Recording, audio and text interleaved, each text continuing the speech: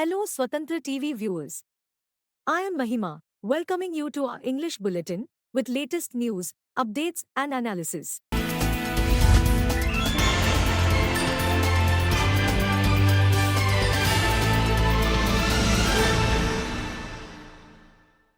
The Supreme Court on Friday refused to defer the counselling for the controversy-ridden NETUG 2024 examination scheduled to kick off on 6 July, saying it is not an open and shut process.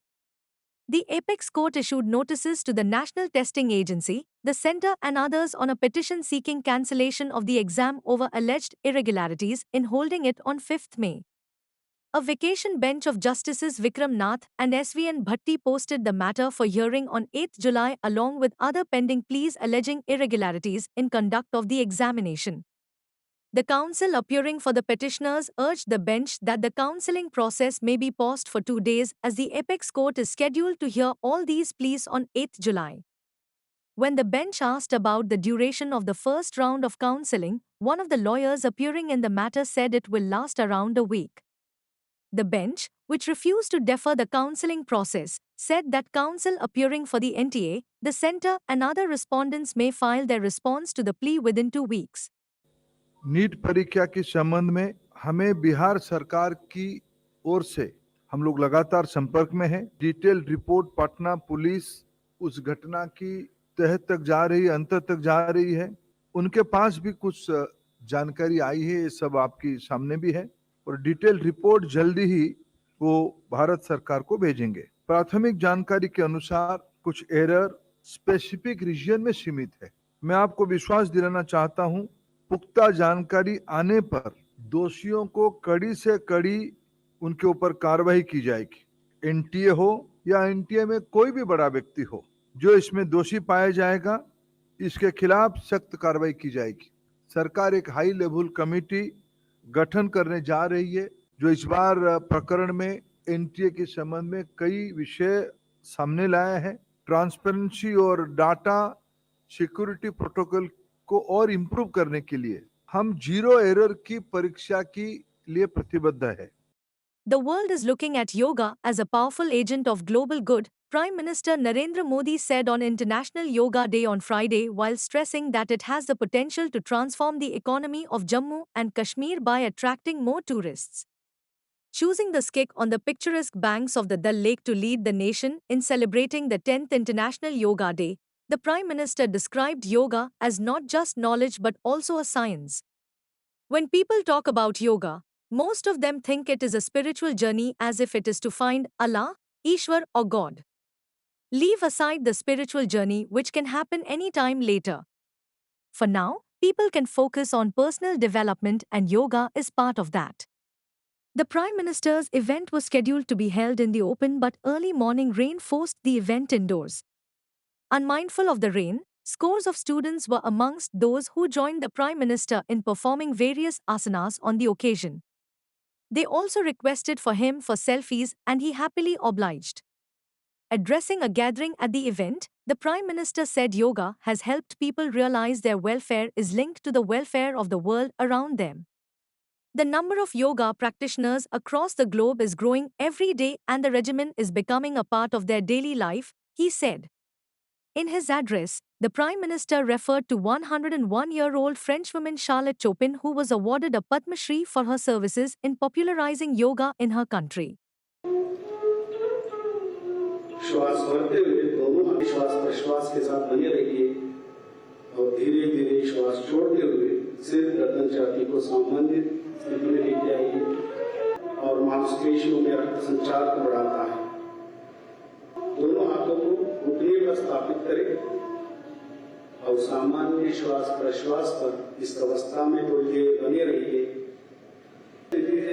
The Enforcement Directorate failed to furnish direct evidence linking Delhi Chief Minister Arvind Kejriwal to the proceeds of crime in the money laundering case against him, a Delhi court has said while ordering his release on bail. The order passed on Thursday has, however, been stayed by the Delhi High Court on an appeal by the ED. The trial court order was made available to the media on Friday. In the order granting relief to Kejriwal, Special Judge Nyay Bindu held that prima facie his guilt was yet to be established. It may be possible that some persons known to the applicant are having involvement in an offence, but Enforcement Directorate has failed to give any direct evidence against the applicant in respect of the proceeds of crime, the judge asserted. She also questioned the Enforcement Directorate's silence on Kejriwal and his AAP has been accused of receiving kickbacks of 100 crore rupees from the South Group, a cartel of politicians, businessmen and others to rig the Delhi liquor policy in favor of licenses. The money was allegedly used in the 2022 Goa Assembly poll campaign. The judge said the ED has failed to clarify as to how much time it required to trace the complete money trail. The judge quoted Benjamin Franklin, one of the founding fathers of the US, to say it is better that 100 guilty persons should escape than an innocent person should suffer.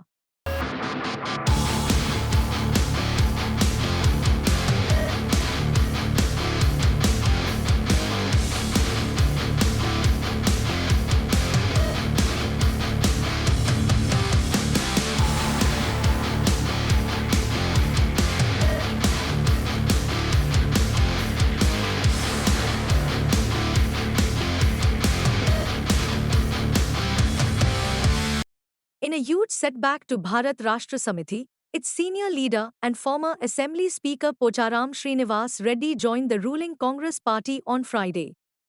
Chief Minister A. Revant Reddy personally visited Srinivas Reddy's house to invite him to join the party. Srinivas Reddy, a Bharat Rashtra Samiti MLA and prominent leader from Nizamabad district, accepted the invitation and agreed to work under Revant Reddy's leadership. The Chief Minister, who was accompanied by Revenue Minister Panguleti Srinivasa Reddy, welcomed Srinivas Reddy and his son into Congress. CM Revant Reddy assured the former speaker that the Congress would give him due place. Tension broke out at Srinivas Reddy's house as Bharat Rashtra Samiti leaders arrived there and confronted by the police. The police detained leaders, including Balka Suman. The veteran leader had served as a minister twice in Telugu Desam party governments in United Andhra Pradesh. In 2011, he quit TDP to join TRS, now BRS, in support of the demand for statehood to Telangana. He was re-elected from Banswara constituency in the by-election the same year. In the 2023 election, Srinivas Reddy won the Banswara seat for a fifth consecutive term. He was earlier elected from the same constituency on a TDP ticket in 1994 and 1999. Srinivas Reddy is the third senior leader to quit BRS after Rajya Sabha member K. Keswa Rao and former Deputy Chief Minister Kadiya Srihari. He is the fourth BRS MLA to defect to Congress after the latter stormed to power in December 2023.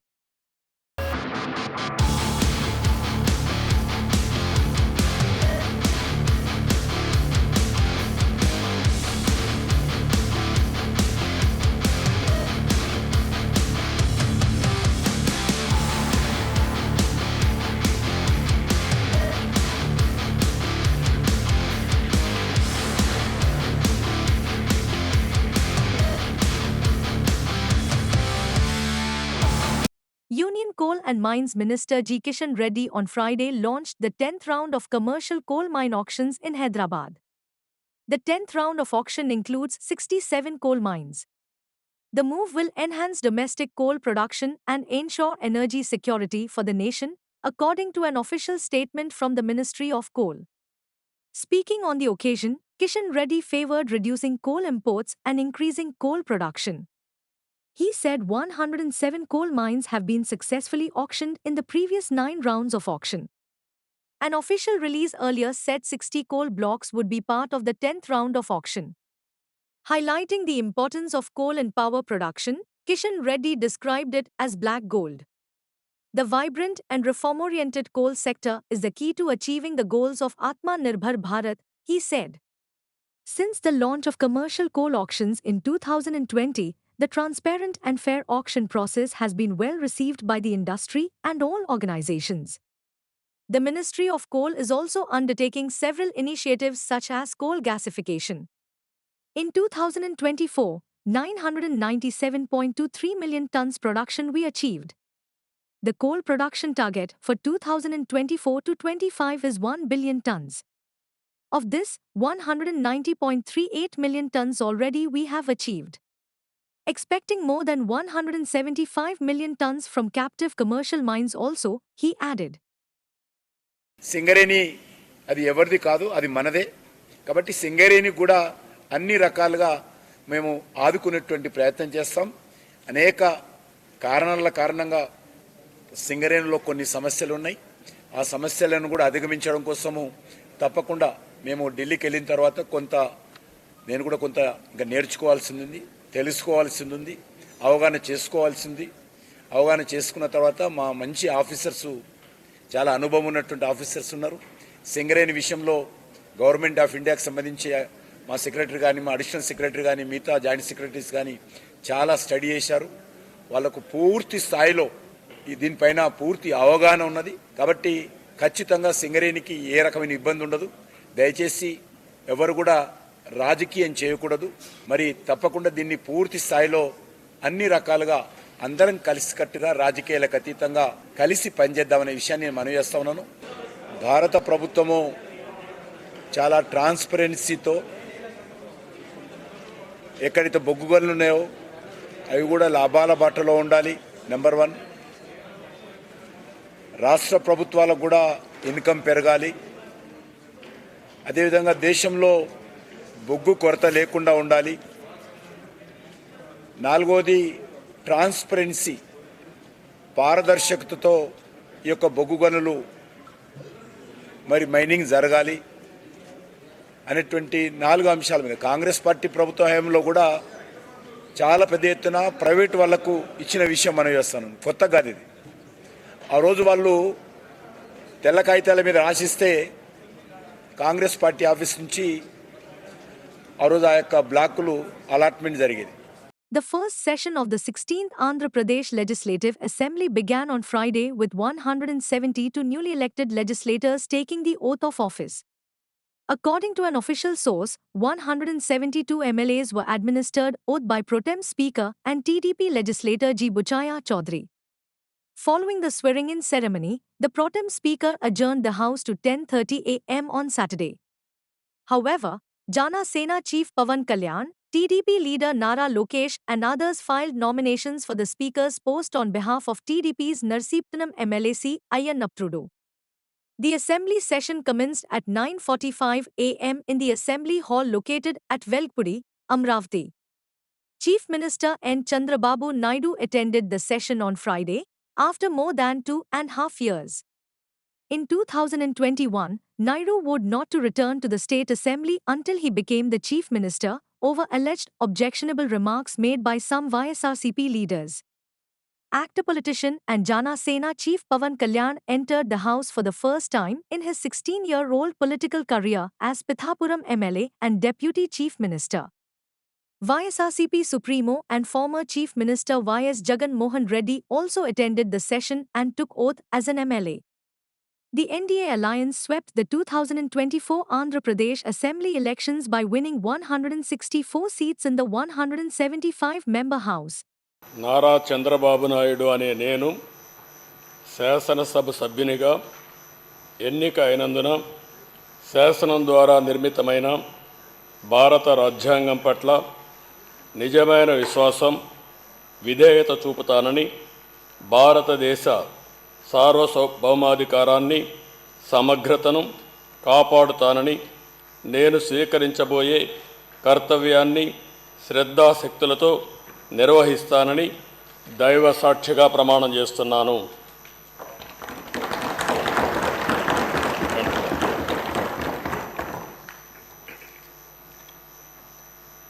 Andhra Pradesh శాసనసభ సభ్యుడైన నారా చంద్రబాబు నాయుడు అనే నేను సభ నియమాలకు కట్టుబడి ఉంటానని, వాటిని అనుసరిస్తానని, సభా మర్యాదలను పాటిస్తానని, సాంప్రదాయాలను గౌరవిస్తానని దైవ సాక్షిగా ప్రమాణం చేస్తున్నాను.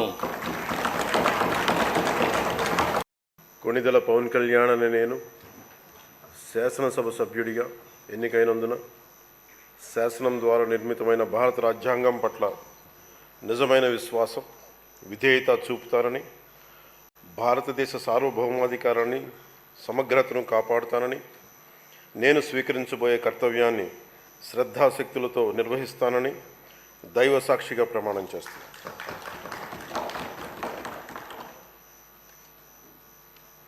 కొణిదెల పవన్ కళ్యాణ్ అనే నేను ఆంధ్రప్రదేశ్ శాసనసభ సభ్యుడైన కొణిదెల పవన్ కళ్యాణ్ అనే నేను సభా నియమాలకు కట్టుబడి ఉంటానని, వాటిని అనుసరిస్తానని, సభా మర్యాదలను పాటిస్తానని, సాంప్రదాయాలను గౌరవిస్తానని దైవ సాక్షిగా ప్రమాణం చేస్తున్నాను.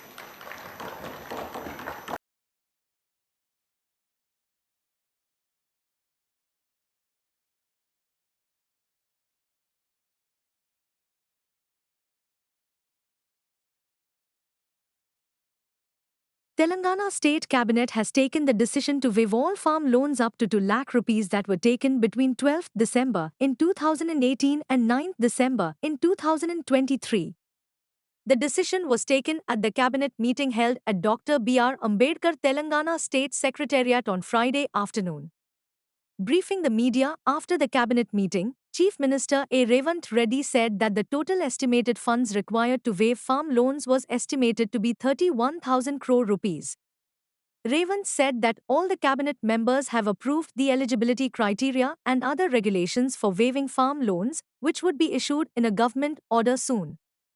He pointed out that while the previous BRS government had waived 16,000 crore rupees in its first term and 12,000 crore rupees in its second term as part of its farm loan waiver assurance, Congress government was waiving all the farm loans up to 2 lakh rupees at one go by bearing the total burden of 31,000 crore rupees.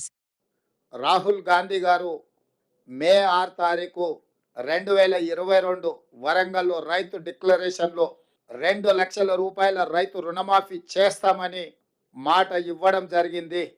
చాలా సందర్భాలలో చాలామంది నాయకులు, రాజకీయ పక్షాలు, విశ్లేషకులు కూడా గతంలో ఉన్న పాలకుల యొక్క ప్రకటనలు, నిర్ణయాలను దృష్టిలో పెట్టుకొని కాంగ్రెస్ పార్టీ కూడా అలవి కానీ అమలు చేయలేని హామీలు ఇచ్చిండ్రు అన్నట్టుగా చర్చలు, విశ్లేషణలు చేయడం మొదలుపెట్టిండ్రు. అందుకే ఈ మంత్రివర్గంలో ఇచ్చిన మాట ప్రకారం 2 లక్షల రూపాయల రైతు రుణమాఫీ చేయాలి అని మా మంత్రివర్గం పూర్తి స్థాయిలో విశ్లేషించి, చర్చించి, వివిధ బ్యాంకులలో ఉన్న రుణాలకు సంబంధించిన వివరాలు సేకరించి, వాటన్నిటిని క్రోడీకరించి ఆ రైతు రుణమాఫీ చేయాలి అని మేము నిర్ణయం తీసుకున్నాం. The Enforcement Directorate said on Friday that it seized 19 lakh rupees cash apart from a large number of property documents in the name of Benami persons during raids on premises linked to BRS MLA Gudem Mahipal Reddy and his businessman brother Gudem Madhusudan Reddy in and around Hyderabad. The raids were launched on Thursday at about 10 locations as part of a money laundering investigation linked to alleged illegal mining. The money laundering case stems from an FIR of the Telangana police against a company Santosh Sand and Granite Supply located in Patancheru, Hyderabad and promoted by Gudem Madhusudan Reddy. The premises of G. Madhusudan Reddy, G. Mahipal Reddy, their company and others were searched, the central agency said in a statement. The Bharat Rashtra Samiti party is headed by former Telangana Chief Minister K. Chandrasekhar Rao. Search operations led to the seizure of unaccounted cash of 19 lakh rupees along with large number of property documents in the names of unrelated persons who are suspected to be benemies of the accused persons, the Enforcement Directorate said. Mobile phones containing evidence related to cash dealings were also seized, it claimed. Some bank locker keys were recovered and examination of these lockers is expected to furnish more evidence, it said. The accused firm, according to the Enforcement Directorate, was found to have excavated and transported excess quantity of 11,98,743 cbm of building stone and road metal within the quarry lease permitted area and 101167 cbm of material beyond the permitted area.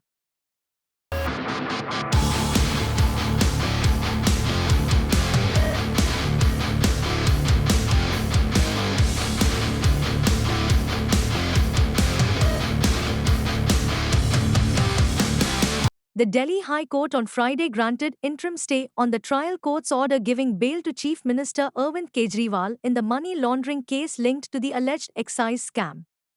The High Court also issued notice to Kejriwal seeking his response on Ed's plea challenging the trial court's 20th June order by which he was granted bail. Till the pronouncement of this order, the operation of the impugned order shall remain stayed, a vacation bench of Justice Sudhir Kumar Jain said. The court said it was reserving the order for 2 to 3 days as it wanted to go through the entire records. Earlier in the day, the division bench said the trial court order shall not be given effect to till the High Court hears the matter. Earlier, Delhi Chief Minister Arvind Kejriwal's wife Sunita Kejriwal lashed out at the Enforcement Directorate for challenging her husband's bail order in the High Court, accusing it of acting as if the AAP national convener was the most wanted terrorist in India. Speaking in South Delhi's Bhogal, where Delhi Water Minister Atishi began an indefinite hunger strike to press on her demand for getting more water from Haryana, Sunita Kejriwal said dictatorship in the country has crossed all limits. Dictatorship in the country has crossed all limits. The Enforcement Directorate does not want to give anyone liberty and has gone to the High Court against the Chief Minister demanding a stay on his bail. इतनी भीषण गर्मी में हर इंसान की पानी की ज़रूरत बढ़ जाती है। हम चाहे घर के अंदर हों चाहे घर के बाहर हों, सबको ज़्यादा प्यास लगती है, सबको ज़्यादा पानी की ज़रूरत है।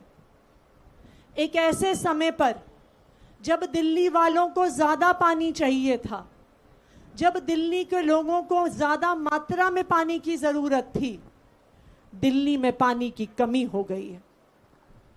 लेकिन अब पिछले 2 हफ्तों से लगातार हरियाणा दिल्ली को पूरा पानी नहीं दे रही है। वो 613 एमजीडी की जगह 513 एमजीडी पानी दे रहे हैं, यानी 100 मिलियन गैलन प्रतिदिन पानी कम दे रहे हैं। 1 मिलियन गैलन पानी से 28,500 लोगों को पानी मिलता है। यानी जब हरियाणा की सरकार दिल्ली वालों का 100 एमजीडी पानी रोकती है, तो दिल्ली के 28 लाख से ज़्यादा लोगों का पानी रुक जाता है। और यही कारण है कि आज दिल्ली के अलग अलग हिस्सों में पानी के लिए त्राही मची हुई है। Halting their record-breaking rally, equity benchmark indices Sensex and Nifty buckled under selling pressure on Friday as investors pared exposure to oil and gas, capital goods and FMCG stocks amid a bearish trend in global markets. However, recent foreign capital inflows and buying in index majors Bharti Airtel, Infosys and TCS helped indices restrict the losses, traders said. Snapping its 6-day rally, the 30-share BSE Sensex declined 269.03 points or 0.35% to settle at 77,209.90.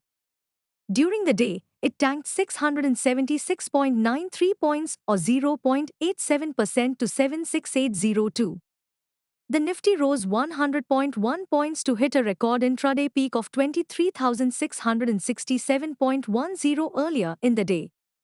However, it failed to maintain the momentum and slipped 65.90 points or 0.28% to end at 23,501.10. On the weekly front, the BSE benchmark climbed 217.13 points or 0.28%, while the Nifty went up by 35.5 points or 0.15%. Among the Sensex companies, Ultratech Cement, Larsen & Toubro, Tata Motors, Nestle, Tata Steel, Hindustan Unilever, Bajaj Finance, Reliance Industries, Mahindra & Mahindra and State Bank of India were the biggest laggards. In contrast, Bharti Airtel, Infosys, JSW Steel, Tata Consultancy Services, Wipro and NTPC were among the biggest gainers. Nifty ended lower in a highly volatile session on Friday. However, it rose for 3 weeks in a row to record its highest weekly close even as it fell on Friday. Asian shares were mostly lower Friday after a retreat on Wall Street.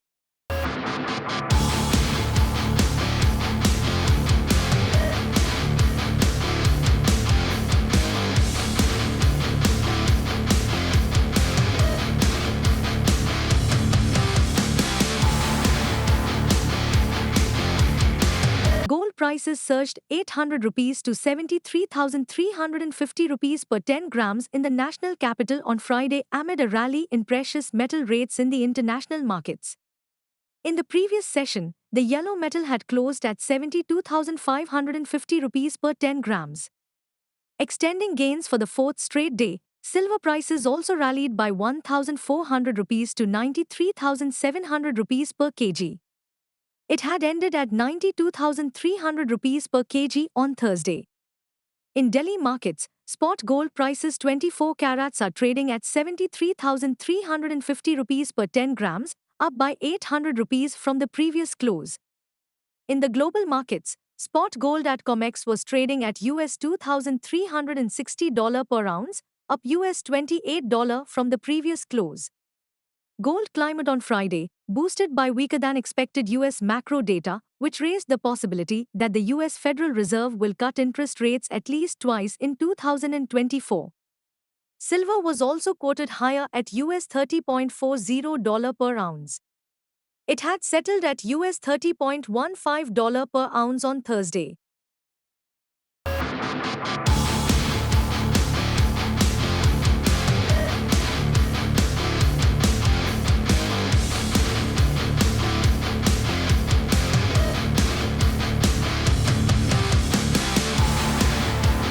Thank you for watching Swatantra TV English Bulletin. For a complete and comprehensive English news bulletin, please do watch Swatantra TV every day. This is Mahima, signing off. Keep watching Swatantra TV.